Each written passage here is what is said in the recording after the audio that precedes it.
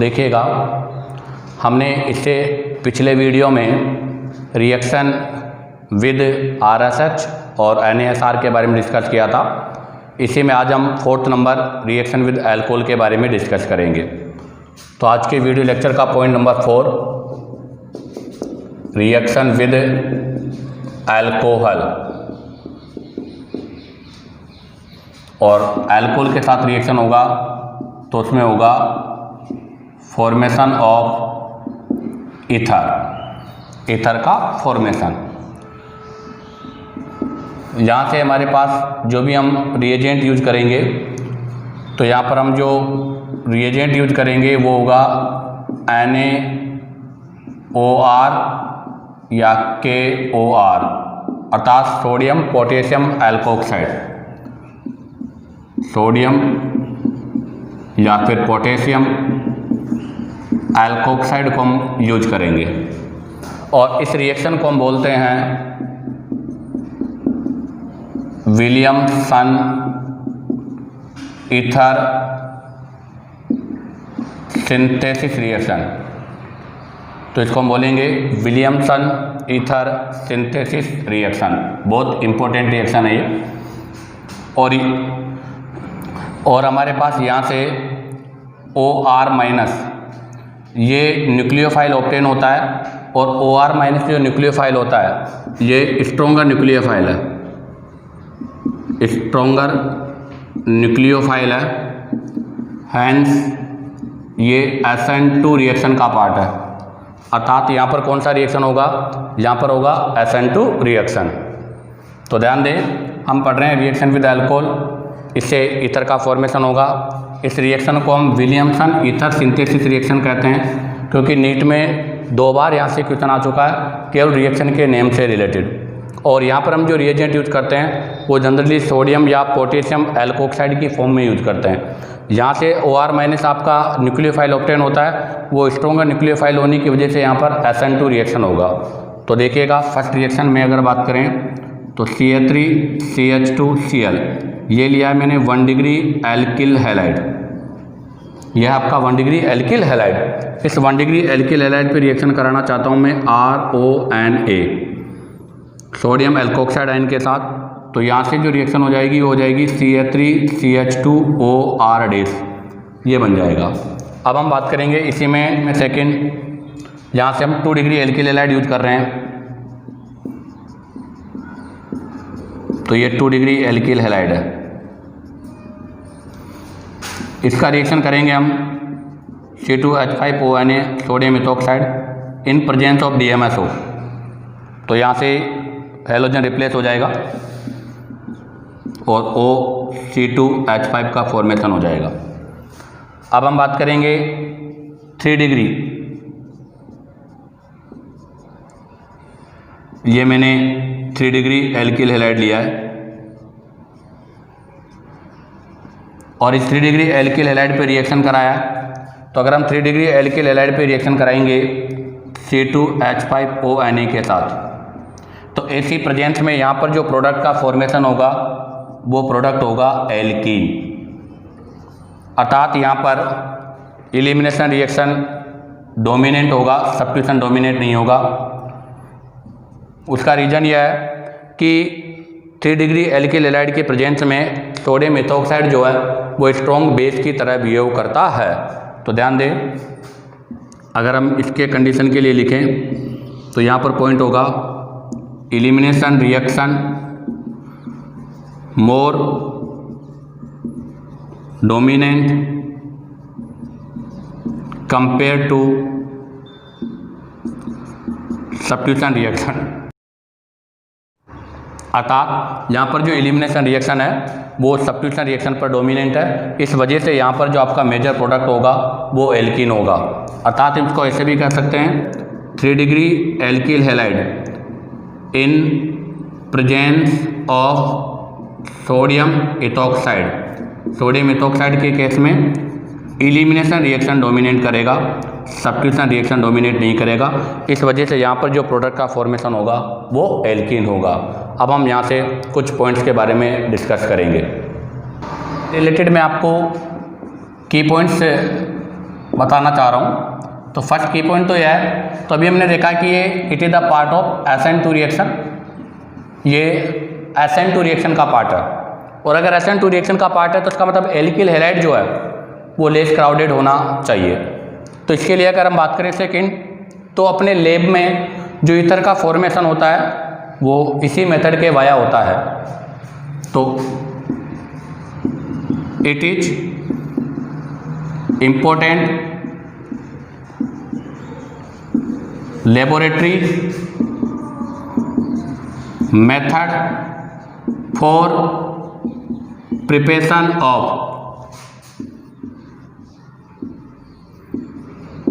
Symmetrical and unsymmetrical ether. Symmetrical और unsymmetrical ether बनाने का ये बहुत ही इम्पोर्टेंट मेथड है। अर्थात ये SN2 का पार्ट है, उसके बाद भी हम यहाँ से सिमेट्रिकल और अनसिमेट्रिकल ईथर का फॉर्मेशन कर सकते हैं। सिमेट्रिकल से सेंस है कि ऑक्सीजन के both side alkyl group same हो, और अनसिमेट्रिकल से सेंस है कि ईथर के both side alkyl group different हो। तो इसके लिए देखिएगा, ये लिया मैंने एल्किल हैलाइड जो कि 1 डिग्री और 2 डिग्री होना चाहिए। इसका रिएक्शन कराएंगे हम R-ONA एल्कोक्साइड के साथ। यहाँ पर ये R 1 डिग्री भी हो सकता है, 2 डिग्री भी हो सकता है, 3 डिग्री भी हो सकता है। जब यहाँ से रिएक्शन होगा तो यहाँ फॉर्मेशन होगा ROR- जो कि एक अनसिमेट्रिकल ईथर का पार्ट है, और साथ में बाई प्रोडक्ट के रूप में NX रिलीज हो जाएगा। तो बहुत इंपॉर्टेंट लाइन है कि ये इंपॉर्टेंट लेबोरेटरी मेथड होता है जिससे हम सिमेट्रिकल और अनसिमेट्रिकल ईथर का फॉर्मेशन कर सकते हैं। और SN2 होने के बाद अगर हम यहाँ चाहें तो सब्स्टिट्यूटेड ईथर का फॉर्मेशन भी कर सकते हैं, जिसमें सब्स्टिट्यूटेड ग्रुप आपका 2 डिग्री और 3 डिग्री हो। तो ध्यान रखें, एल्किल हैलाइड तो 1 डिग्री हो सकता है, बट ये वाला पार्ट हम किसी भी फॉर्म में रख सकते हैं। तो इसका थर्ड जो पॉइंट है वो ये है, ether containing substituted alkyl group 2 degree and 3 degree में बी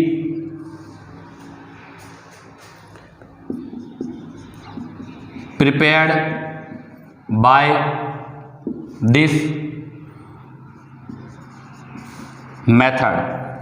तो ध्यान रखना, वो ईथर जिसमें आपका substituted alkyl group 2 degree 3 degree है उसका फॉर्मेशन भी इस मेथड से कर सकते हैं। तो ऐसी कंडीशन पर आपका जो 2 डिग्री और 3 डिग्री कार्बन है वो एल्कोक्साइड की फॉर्म में होगा।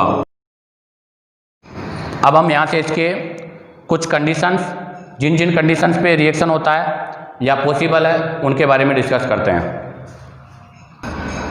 तो देखिएगा कंडीशंस क्या क्या है जहाँ पर आपका विलियमसन ईथर सिंथेसिस पॉसिबल है। First case 1 degree alkyl halide and 1 degree alkoxide ion. 1 degree alkyl halide और 1 डिग्री एल्कोक्साइड आयन के साथ। तो हमने जैसे मैंने 1 डिग्री एल्किल हैलाइड की फॉर्म में ये लिया है CH3CH2Cl और CH3CH2ONA। तो यहाँ से क्या होगा, NaCl बाहर हो जाएगा और CH3CH2O CH2CH3 का फॉर्मेशन होगा जो कि सिमेट्रिकल ईथर है। इसी में हम चाहें तो CH3CH2Cl प्लस CH3ONA ये यूज करेंगे। तो यहाँ से NaCl बाहर हो जाएगा और CH3CH2O CH3 अर्थात अनसिमेट्रिकल ईथर का फॉर्मेशन हो जाएगा। सेकेंड केस नंबर 2 जहाँ पर हम 1 डिग्री एल्किल हैलाइड यूज कर रहे हैं और उसके साथ में 3 डिग्री एल्कोक्साइड हो। 1 डिग्री एल्किल हैलाइड और 3 डिग्री एल्कोक्साइड आयन के साथ। तो आप देखिएगा 1 डिग्री एल्किल हैलाइड के रूप में मैंने वही इथाइल क्लोराइड लिया है और 3 डिग्री एल्कोक्साइड आयन। तो ये आपका 3 डिग्री एल्कोक्साइड आयन है। इसके साथ रिएक्शन करेंगे यहाँ से तो ये NaCl तो बाहर हो जाएगा और ये प्रोडक्ट का फॉर्मेशन हो जाएगा। तो ध्यान दें यहाँ पर आपका जो न्यूक्लियोफाइल है वो Ca3H3CO- अर्थात टर्सरी ब्यूटोक्साइड यहाँ पर न्यूक्लियोफाइल के रूप में हो रहा है। तो हमने कहा था कि यहाँ पर हैलाइड जो है वो 1 डिग्री है और ये रिएक्शनें जो भी हैं वो सब किसका पार्ट है, SN2 का पार्ट है। और SN2 के लिए हैलाइड लेस क्राउडेड होना चाहिए। तो हैलाइड तो 1 डिग्री है बट आपका न्यूक्लियोफाइल मोर क्राउडेड हो सकता है। तो ऐसी कंडीशन पर भी आपका मतलब विलियमसन ईथर सिंथेसिस पॉसिबल है और ईथर का फॉर्मेशन हो जाएगा। अब हम बात करेंगे यहाँ से पॉइंट नंबर सी। तो देखिएगा इसके लिए सी पॉइंट में अब हम 3 डिग्री एल्किल हैलाइड और 1 डिग्री एल्कोक्साइड को यूज कर रहे हैं। 3 डिग्री एल्किल हैलाइड और 1 डिग्री एल्कोक्साइड आयन। तो देखिएगा 3 degree alkyl halide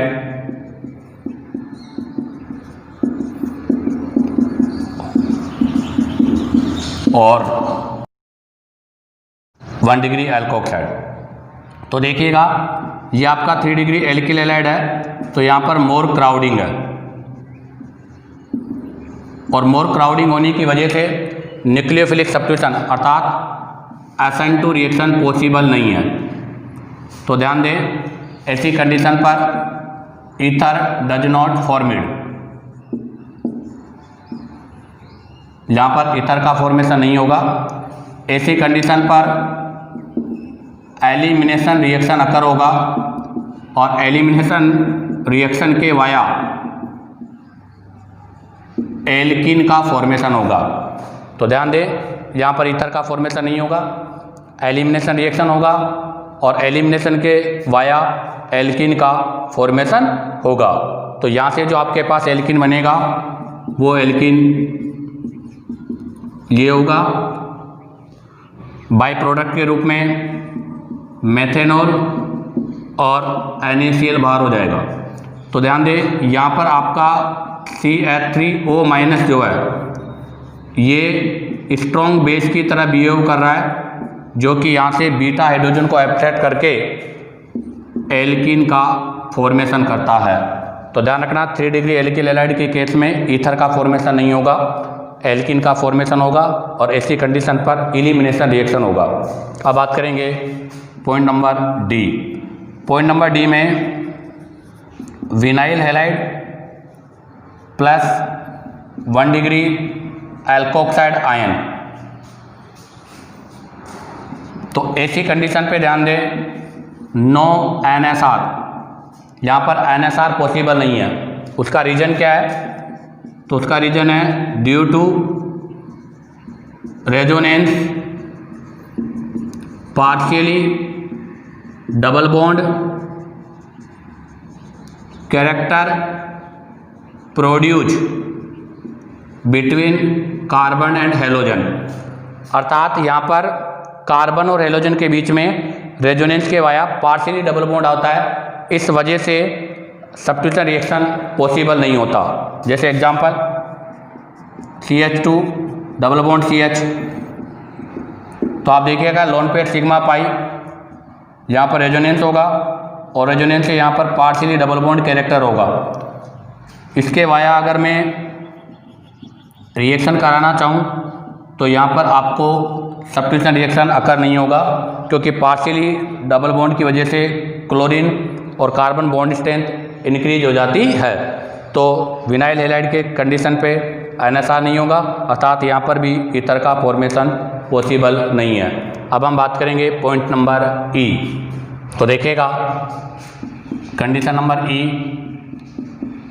1 degree alkyl halide and phenoxide ion. तो 1 डिग्री एल्किल हैलाइड में मैंने CH3CH2Cl को यूज किया है और साथ में फिनॉक्साइड आयन।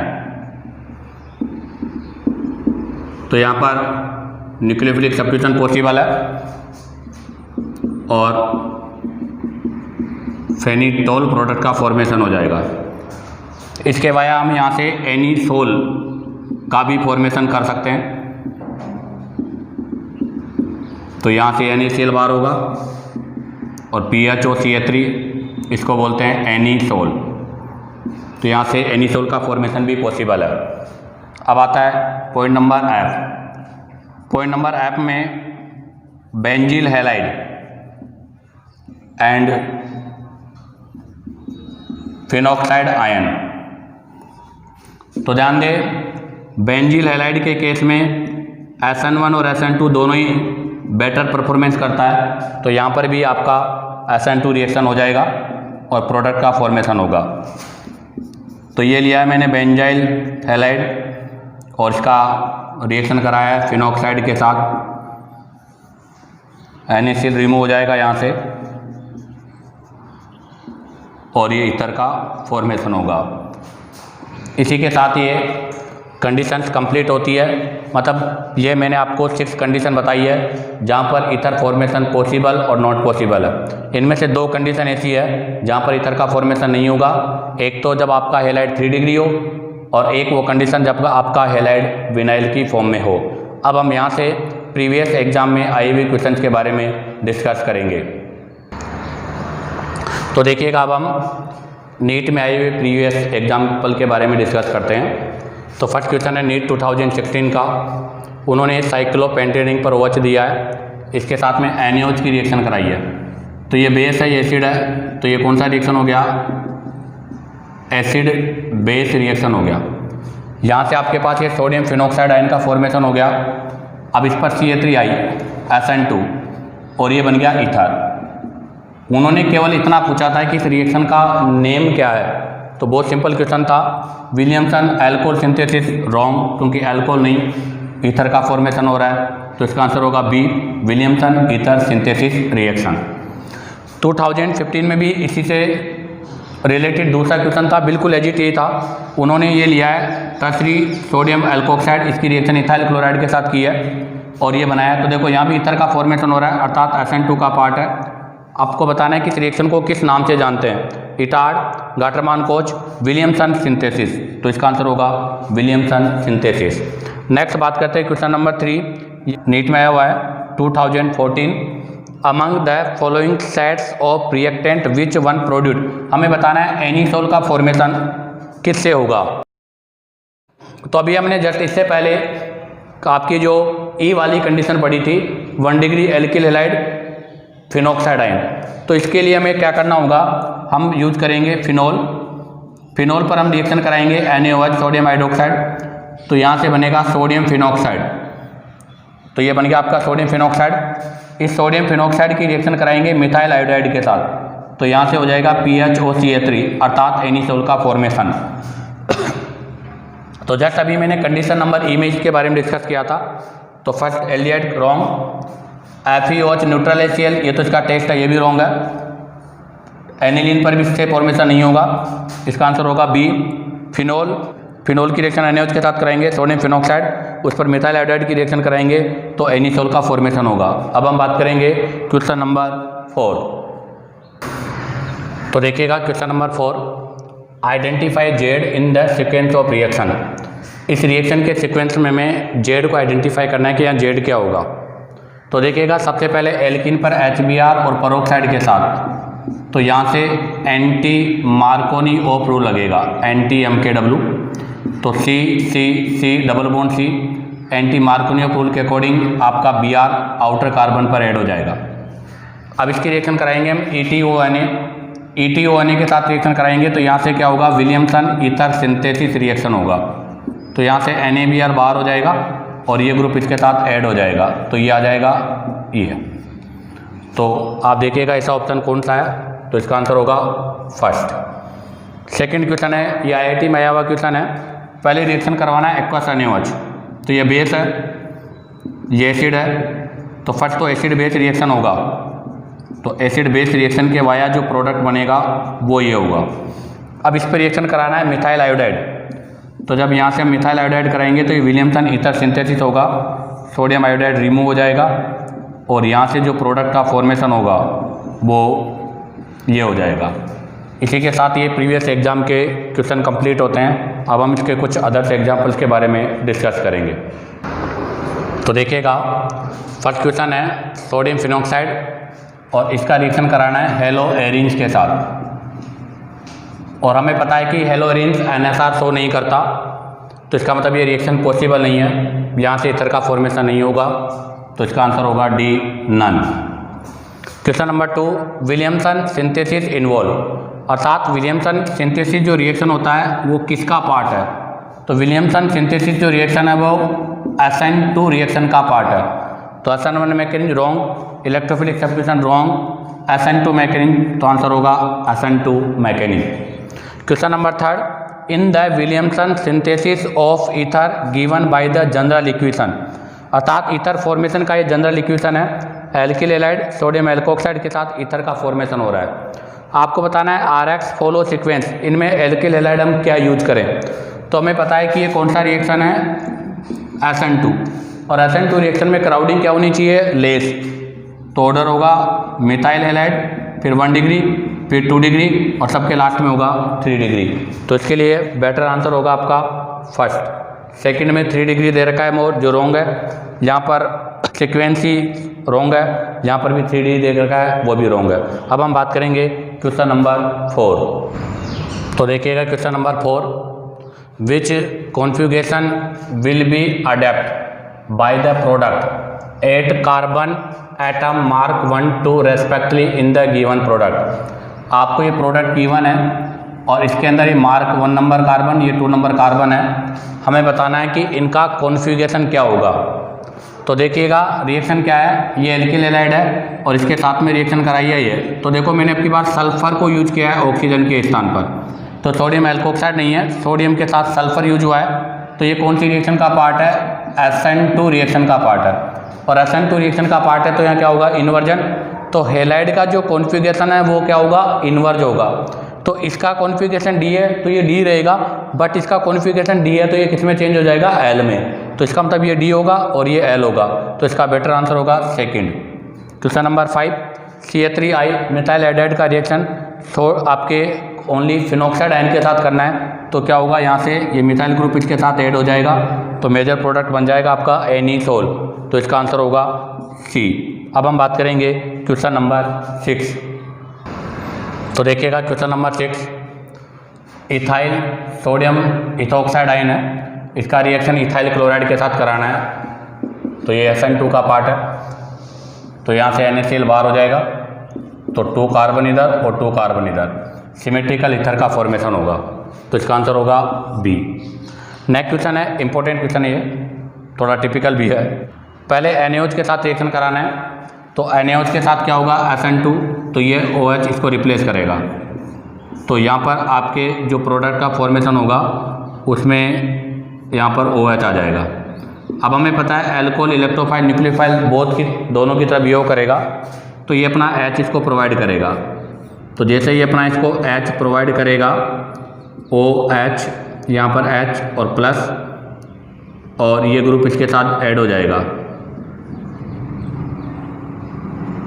इस तरह से ऐड हो जाएगा, यहाँ से H प्लस रिमूव हो जाएगा और ये 5 मेंबर रिंग के अंदर एक साइक्लिक ईथर का फॉर्मेशन हो जाएगा, तो इसका आंसर होगा सी। अब हम बात करेंगे नेक्स्ट क्वेश्चन नंबर 8। तो देखिएगा question number 8, the following is not an appropriate reaction for preparation of tertiary butyl ethyl ether. हमें टर्शरी ब्यूटाइल इथाइल ईथर का फॉर्मेशन करना है और उसका फॉर्मेशन मैंने इस रिएक्शन के वाया किया है, जहाँ पर एल्किल हैलाइड मैंने 3 डिग्री यूज किया है और ये SN2 का पार्ट है, तो ये रिएक्शन पॉसिबल नहीं है, अर्थात ये जो प्रोडक्ट का फॉर्मेशन हो रहा है वो रॉन्ग है। तो हमारे इस क्वेश्चन का फर्स्ट है कि major product of this reaction, अगर इस रिएक्शन में ये प्रोडक्ट नहीं बनेगा तो यहाँ पर मेजर प्रोडक्ट क्या होगा। तो ध्यान दें, C2H5O अर्थात इथोक्साइड, तो ethoxide is strong nucleophile as well as strong base. Ethoxide strong nucleophile के साथ साथ स्ट्रॉन्ग बेस भी है, इसलिए यहाँ पर those elimination reaction more predominant than substitution reaction, अर्थात यहाँ पर एलिमिनेशन जो रिएक्शन है वो सब्स्टिट्यूशन रिएक्शन पर डोमिनेंट होगी। तो यहाँ पर आपका जो प्रोडक्ट है वो ईथर नहीं एल्कीन का फॉर्मेशन होगा। तो इस रिएक्शन का जो मेजर प्रोडक्ट होगा वो ये एल्कीन होगी।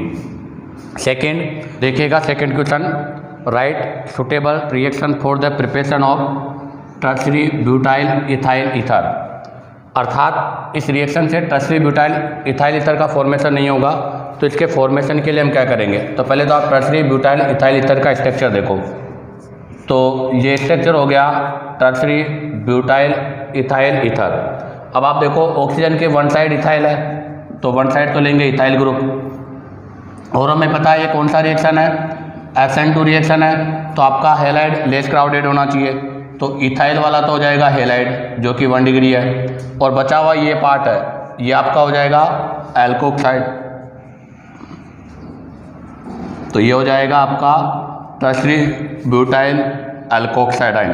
तो ध्यान दें, हमें टर्शरी ब्यूटाइल इथाइल ईथर के फॉर्मेशन के लिए हैलाइड तो 1 डिग्री लेना होगा, और एल्कोक्साइड जो है वो टर्शरी ब्यूटाइल की फॉर्म में लेना होगा। इसी के साथ ये रिएक्शन विद अल्कोहल कंप्लीट होता है। नेक्स्ट वीडियो में हम यहाँ से नेक्स्ट रिएक्शन के बारे में डिस्कस करेंगे।